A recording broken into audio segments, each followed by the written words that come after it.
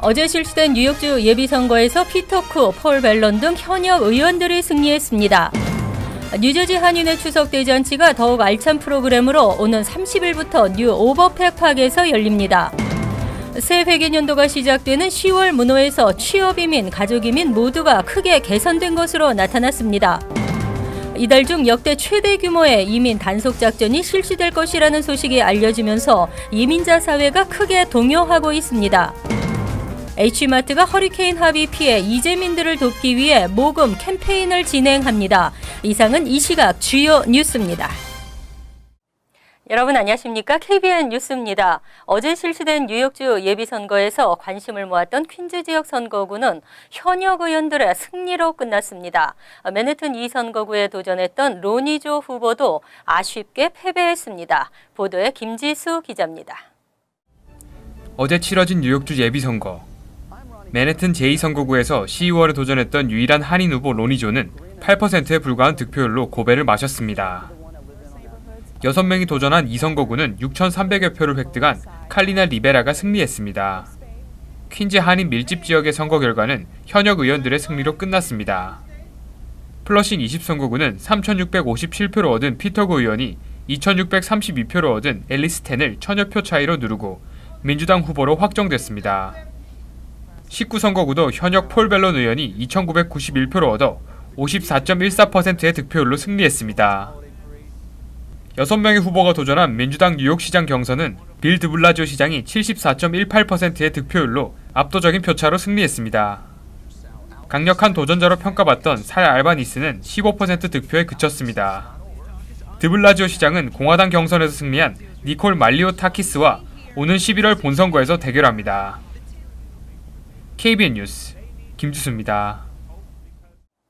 뉴저지 한인회가 오는 30일부터 열리는 추석 대잔치에 한인들의 참여를 당부했습니다. 다양한 무대 공연과 우리 민족의 전통놀이 등 어느 해보다 알찬 프로그램을 준비하고 있다며 모두가 함께하는 추석 잔치를 만들겠다고 밝혔습니다. 보도에 지한샘 기자입니다. 올해로 16번째를 맞는 추석 대잔치가 오는 9월 30일과 10월 1일 양일간 뉴저지 리치필드팍 뉴 오버팩 공원에서 펼쳐집니다. 뉴저지 한인회는 다채로운 볼거리와 먹거리 장터 등 추석의 정치를 한껏 느끼고 타민족에게 우리의 전통 문화를 널리 알리는 풍성한 행사가 되도록 준비에 최선을 다하고 있다고 밝혔습니다.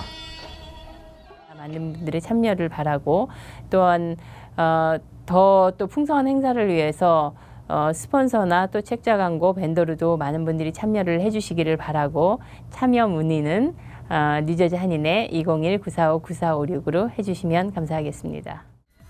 이번 추석 대잔치는 젊은 한인들을 위한 무대로 90년대 보이그룹 출신 리치, 걸크러쉬 댄스 가수 길건, 카스트라토 파페라 가수 정세훈 등의 연예인 공연과 판소리, 힙합 콘서트 등 다양한 장르의 공연으로 뜨거운 무대를 선보일 예정입니다. 그 외 더불어 저희가 여러 가지 장르의 뮤직 콘서트를 준비하고 있습니다. 우리 어르신들을 위해서 판소리나 민요 같은 국악 한마당도 준비하고 있고요. 그 다음에 재즈 콘서트도 준비하고 있고, 그 다음에 힙합, 그 다음에 락 콘서트도 준비하고 있습니다. 특별히 올해 처음으로 개최되는 K-팝 싱잉 앤 댄싱 컨테스트는 차세대 한인들의 끼와 재능을 선보이는 무대로 KBN과 채널K 그리고 본스타 아카데미가 공동 주관합니다. K-팝 컨테스트 1등 수상자에게는 상금과 함께 한국 왕복 항공권이 주어집니다. 올해 추석 대잔치는 한국에서도 여러 단체가 참가해 지풀공예나 독도 알리기, 전통 미나전, 탈 만들기, 떡 매치기 등 우리 전통 문화를 체험할 수 있는 다양한 행사가 준비되어 있으며 태권도 시범 경기, 한국 전통 무용, 사물놀이 등 다채로운 공연으로 열기를 더할 예정입니다. KBN 뉴스 지한샘입니다. 새 회계년도가 시작되고 취업이민, 가족이민 모두 크게 개선된 것으로 나타났습니다. 다만 취업이민에도 앞으로는 대면 인터뷰가 전면 시행될 예정이어서 우려를 낳고 있습니다. 연방국무부가 12일 발표한 영주권 문호에 따르면 2018 회계년도가 시작되는 10월 문호에서 취업이민 영주권 문호가 전 부문에서 전면 오픈됐습니다. 취업이민 1에서 5순위 전 부문의 영주권 판정 우선 일자가 모두 오픈됐고 사전 접수 허용 우선 일자 역시 전 부문에서 활짝 열렸습니다. 취업이민 수속자들은 전 단계인 노동 허가서만 승인받으면 2단계인 취업이민 청원서 I-140과 영주권 신청서 I-485를 동시 제출할 수 있게 됐습니다. 하지만 트럼프 대통령이 극단의 심사 행정명령에 서명하면서 USCIS는 오는 10월 1일부터 취업이민 영주권 신청자의 인터뷰를 100% 의무화한다고 밝혔습니다. 이민국 직원과의 인터뷰에 대한 부담도 크지만 대면 인터뷰 심사는 수속 기간을 늘리고 지연 사태를 야기할 수 있습니다. 한편 새 회계년도에는 수개월간 역주행해오던 가족 이민 문호가 크게 개선되면서 후퇴 이전 수준으로 회복했습니다. 특히 전달 2년 5개월이나 후퇴했던 가족 4순위 영주권 판정 일자는 2004년 5월 8일로 다시 2년 5개월 진전했습니다. 사전 접수 일자는 전달과 동일합니다. 가족이민 1순위의 영주권 판정 일자는 2010년 12월 22일로 8개월 진전됐고 사전 접수 일자는 2012년 1월 1일로 5개월 앞당겨졌습니다. 이 A순위와 2B순위의 영주권 판정 일자는 각각 3주, 1주 진전했습니다. 이달 중 역대 최대 규모의 이민 단속 작전이 실시될 것이라는 소식이 알려지면서 이민자 사회가 크게 동요하고 있습니다. 이민 당국은 대규모 단속 계획은 없다고 밝혔습니다. NBC 방송은 지난 8일 연방국토안보부가 오는 17일부터 30일까지 역대 최대 규모의 불체자 속탕 작전, 메가 작전을 계획하고 있다고 전했습니다. 방송은 이어 전역에서 약 9천여 명이 단속 대상으로 지목됐다고 보도했습니다. 이민당국은 즉각 이 같은 대규모 단속 계획이 없다는 입장을 밝혔습니다. 하지만 이 같은 사실이 알려지자 이민자들의 추방 공포는 다카 폐지 결정과 맞물리면서 이민사회를 크게 동요하게 만들고 있습니다. 최근 히스패닉계 커뮤니티를 중심으로 퍼진 대규모 불체자 체포작전 소문을 NBC 방송이 확인시켜준 셈이 됐습니다. 특히 이민당국은 단속 대상이 될 성인 불법 체류 이민자 약 9천여 명에 대한 신상 정보를 이미 파악하고 있다는 추측까지 더해지면서 공포가 가중됐습니다. 이러한 상황에서 NBC 방송은 국토안보부와 ICE가 지난 8월부터 내부적으로 메가작전을 준비하고 있었으며 내부에서는 이 작전 세부 내용을 담은 비밀 문서가 회람되고 있었다는 익명의 고위 관계자의 말을 인용하기까지 했습니다. 한편 이민당국은 성명에서 텍사스와 플로리다 등지의 허리케인 등 다양한 요인들을 검토해 작전을 변경했으며 현재 계획 중인 전국적인 이민 단속 작전은 없다고 밝혔습니다. 트럼프 대통령이 감세와 세제 개혁의 필요성을 다시 한번 강조하고 나섰습니다. 특히 허리케인 하비와 얼마로 인해 긴급하다면서 의회를 압박했습니다. 트럼프 대통령은 트위터에 올린 글에서 얼마와 하비가 남부를 초토화하면서 감세와 세제 개혁이 그 어느 때보다 필요해졌다고 밝혔습니다. 얼마와 하비의 이딴 상륙으로 남부에 큰 피해가 발생하자 이 피해를 감세와 세제 개혁과 연계해 의회를 압박하고 나선 것입니다. 트럼프 대통령은 이어 역사상 최대 규모의 감세와 세제 개혁의 승인 절차가 곧 시작한다면서 의회의 신속한 처리를 촉구했습니다. 허리케인 피해로 예상하지 못한 예산 수요가 발생한 만큼 의회는 법안을 최대한 빨리 처리해 긴급한 예산 조달을 돕고 한편으로는 감세를 통해 경기를 활성화시켜야 한다는 주장입니다. 트럼프 대통령은 트위터에서 14일 플로리다를 방문해 우리의 위대한 해안경비대와 연방재난관리청 등 용감한 사람들과 긴급 구조대원들을 만날 것이라고 말했습니다. 트럼프 대통령의 이번 플로리다 행은 최근 2주간 세 번째 방문입니다. 한편 트럼프 대통령이 추구하는 세제 개혁안은 법인세율을 35%에서 15%로 낮추고 개인소득세 과세 구간이 축소되면서 고소득자의 최고 세율이 줄어드는 것입니다. 최대 수준의 감세가 될 전망입니다. 미주 최대 아시안마트 체인 H마트가 초강력 허리케인 하비 피해에 신음하는 이재민들을 돕기 위해 아메리칸 레드크로스와 공동으로 모금 캠페인을 진행합니다. 캠페인은 10월 3일까지 H마트 전 지역 전 매장에서 진행되며 모금액은 모두 아메리칸 레드크로스에 전달돼 휴스턴 지역 수해 복구에 사용됩니다. H마트는 물, 컵라면, 즉석밥 등 총 1,782박스 및 $50,000 상당의 구호 물품을 한인회와 피해자들에게 제공했습니다. H마트 측은 사상 초유의 자연재해 앞에 놓인 휴스턴 한인들의 고통을 함께 나누고자 구호 모금 캠페인을 전개한다며 한인 동포들에게 십시일반 소중한 힘을 보태주기 바란다고 당부했습니다. 모금 캠페인은 각 매장에 설치된 모금함을 통해 참여할 수 있습니다. 전 국민의 반 이상이 에퀴팩스 해킹으로 피해를 입었습니다. 다행히 피해를 입지 않은 사람들도 언제 어떤 방법으로 신용정보 사기를 당할지 불안하기만 합니다. 이러한 심리를 악용하는 신종 사기가 등장했습니다. 잇따라 발생하는 해킹 사건으로 신용정보 유출에 대한 불안감이 증폭되는 가운데 이를 악용하는 사기 또한 기승을 부리고 있어 각별한 주의가 요구됐습니다. 12일 뉴욕시 소비자보호국에 의하면 에퀴팩스 개인정보 유출 사건이 발생한 후 신용정보 유출 여부를 확인시켜 주겠다는 전화를 받은 사람이 여러 명 확인됐습니다. 사기범들은 자신들을 은행이나 크레딧 회사라고 소개한 뒤 신용정보 유출 여부를 확인시켜 줄 테니 개인정보를 달라고 요구하고 있습니다. 소비자보호국은 이 같은 전화를 받았을 때 즉시 전화를 끊고 은행이나 크레딧 회사에 직접 전화를 걸어 확인하라고 설명했습니다. 에퀴팩스는 지난 8일 1억 4,300만 명의 개인정보가 해킹을 당했다고 밝혔습니다. 자신의 개인정보 유출 피해 여부를 확인하려면 에퀴팩스 웹사이트를 이용해야 하며 절대 전화로 개인정보를 주어서는 안 됩니다. 한편 개인정보 해킹 피해자들은 에퀴팩스 트러스티드 아이디 프리미어라는 프로그램에 가입할 수 있지만 이 프로그램에 가입했을 경우 에퀴팩스와 의무적으로 중재 합의를 해야 하는 것으로 알려졌습니다. 전국에서 가장 우수한 4년제 종합대학의 프린스턴대가 5년 연속 1위를 지켰습니다. 2위는 하버드대가 5년 연속 2위로 나타났습니다. 프린스턴 대학이 2018년 최우수 4년제 종합대학 순위에서 5년 연속 1위 평가를 받았습니다. 12일 US 뉴스앤월드 리포트는 프린스턴 다음으로 하버드대를 역시 5년 연속 2위로 평가했습니다. 이어 예일대와 시카고대가 공동 3위로 평가됐으며 컬럼비아, 스탠포드, MIT가 공동 5위로 나타났습니다. 8위는 펜실베니아, 9위 듀크, 10위 칼텍으로 각각 평가됐습니다. US 뉴스앤월드 리포트는 칼텍이 엔지니어링, 생물학, 화학과 컴퓨터공학 등 여러 분야에서 최고의 대학원 프로그램을 제공하고 있다고 보도했습니다.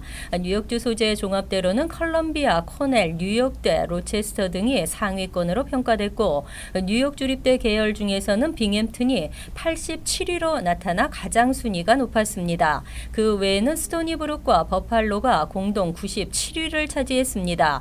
뉴저지주에서는 프린스턴에 이어 러커스대 뉴브론스윅 캠퍼스가 69위로 가장 높은 순위를 기록했습니다. 다음은 스티븐 공대, 시튼홀, 뉴저지 공대 등이 상위권에 랭크됐습니다. 한편 리버럴 아트 순위에서는 윌리엄스, 에머스트가 나란히 1, 2위를 차지했습니다. 뉴욕주 공통교과 과정에 학생, 교사, 학부모까지 불만이 많습니다. 공통교과 과정 커먼코어를 대체할 새 표준 커리큘럼이 승인됐습니다. 12일 뉴욕주 공통교과 과정 커먼코어를 대체하는 차세대 영어수학 학습 표준이 리전트 위원회를 만장일치로 통과했습니다. 뉴욕주 공통교과 과정은 지난 수년간 지나치게 높은 난이도와 내용의 치우침 등으로 끊임없는 지적을 받아왔습니다. 새 학습 표준은 독해에서 소설 부문의 비중을 높였으며 고전문학과 현대문학에서 지문을 골라 사용하기로 했습니다. 그동안 독해 지문이 정보 전달에 치우쳐 문학 부문을 등한시하고 있다는 비판이 제기돼 왔습니다. 수학은 현재 6학년 시험에 포함된 과정을 7학년으로 상향 조정하거나 혹은 그 반대로 학년을 낮춰 조정할 예정입니다. 공통교과 과정의 수학은 정규 수업에서 진행되고 있는 학년별 교과 과정과 커먼코어가 제대로 맞지 않아 시험 준비를 따로 해야 한다는 문제점이 있었습니다. 뉴욕주는 커먼코어 도입 과정 시 충분한 준비가 없었다는 비판을 거울 삼아 이번 새로운 학습 표준 표준 도입 시기는 2020년으로 정하고 첫 시험은 2021년에 보기로 했습니다. 올해부터 3년간 학교와 교사들은 새 표준 시험 가이드라인을 숙지해야 합니다. 한편 리전트 위원회는 이와는 별도로 연방 법규인 모든 학생 성공법도 만장일치로 통과시켰습니다.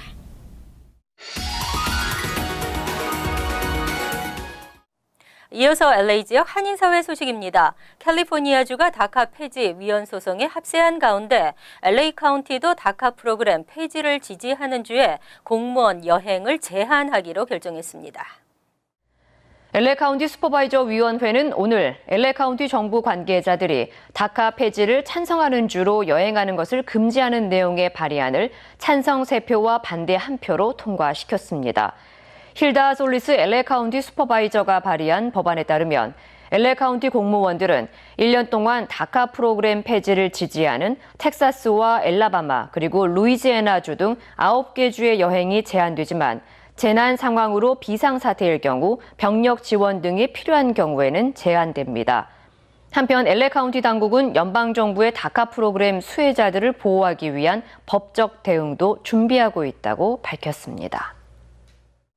LA 한국문화원이 LA 통합교육부와 함께 한국 전통 문화를 알리는 교육 프로그램을 진행합니다. LA 한국문화원은 LA USD의 방과후 프로그램인 비욘드 더 벨을 통해 공립학교 30여 곳에서 오는 11월 18일까지 10주 동안 태권도와 한국 전통 예술 교육을 실시한다고 밝혔습니다. 이번 프로그램에서 태권도와 전통 예술 공연 전문가들이 교육부 소속 학교를 직접 방문해 태권도의 기본 품새와 사물놀이 등 한국 전통 문화를 교육하고 도복과 전통 악기 등을 지원할 예정입니다. 간추린 소식입니다. 연방센서스국이 12일 발표한 보고서에 따르면 지난해 약 90만 명이 새롭게 건강보험에 가입하면서 건강보험에 가입하지 않은 비율은 8.8%로 나타났습니다. 역대 최저의 미가입률로 기록됐으며 이유는 오바마 케어 때문인 것으로 분석됐습니다. 2014년 미가입률은 13.3%를 기록한 바 있습니다. 이와 함께 센서스국은 지난해 미국인 중간소득도 3.2% 증가한 59,039달러라고 밝혔습니다. 고경주 전 연방보건복지부 차관보의 아들 32세 데니얼 아리코 씨가 내년 매사추세츠 제3선거구 연방하원의원 선거에 도전합니다. 고 씨는 현재 예비선거준비위원회와 자금모금위원회를 꾸리고 선거 캠페인 사이트를 운영 중입니다. 고 씨는 아메리칸 드림의 꿈을 회복하기 위해 연방의회에 도전하는 것이라고 밝혔습니다. 고 씨는 8월 말 보스턴 시장의 비서실장직을 사퇴한 것으로 알려졌습니다. 제주지법 형사 2부는 올해 한국 대선에서 특정 후보에게 투표를 한 뒤 기표된 투표용지를 촬영해 SNS에 올린 태국 거주 50세 한 씨에게 벌금 80만 원을 선고했습니다. 한국공직선거법에 의하면 투표의 비밀을 침해한 사람, 투표지를 촬영한 사람 등은 3년 이하의 징역 또는 600만 원 이하의 벌금, 2년 이하의 징역 또는 400만 원 이하의 벌금에 처하도록 하고 있습니다. 11일 오전 9시 45분쯤 뉴저지주 테너플라이 고등학교에 모하마드라는 발신인으로부터 학교에 폭발물 4개가 설치됐다는 전화가 걸려왔습니다. 학교 측은 학생들을 긴급 대피시켰고 테너플라이 경찰은 머겐 카운티 셰리프국 폭발물 전담반과 합동으로 학교 내 외부 일대를 수색했습니다. 다행히 경찰은 위험 가능성이 전혀 없는 것으로 판단, 오전 11시쯤 학교 출입 금지 명령을 해제시켰습니다. 학생들은 평소 일정대로 수업에 복귀했습니다. 환율과 증권 소식입니다.